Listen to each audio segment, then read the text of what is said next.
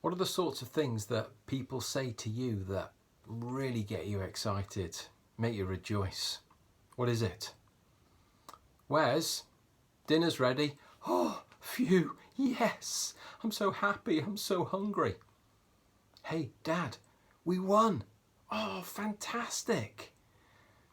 Well, hopefully there's other things as well that people say that make me rejoice.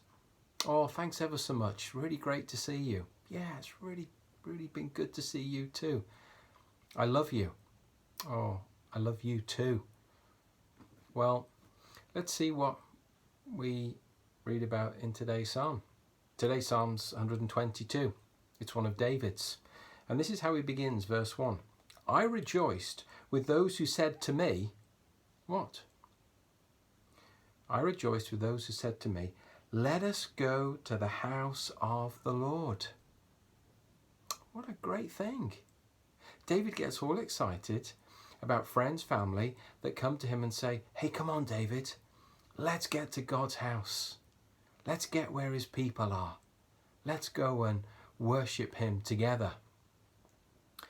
I wonder if you're missing physically being together at the moment with God's people, as we've had to shut down with this current crisis and the whole refurb and so on. I hope you have. I hope you're almost saying, oh, I'm with those who say, I desperately miss meeting with God's people. Well, there were so many festivals that went on that for David it wasn't too far a journey for him. He lived in Jerusalem. But for many of God's people, they lived hundreds, even miles away from Jerusalem, where the place, where the temple was, where they were to gather and to meet. And yet, of course, in New Testament days, we read very clearly that God doesn't dwell today in any man-made place. Acts chapter 7 verse 48 tells us that. And we can worship God anywhere, anytime, any place. And yet there is something special about coming together as God's people, longing to worship him. And it's a good question to ask ourselves.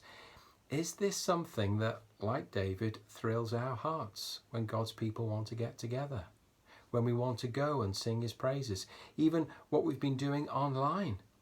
Do you make it a real priority? No, I'm going to meet. I'm going to get there.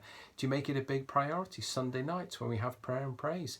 God's people are meeting, albeit virtually. I'm going to get there.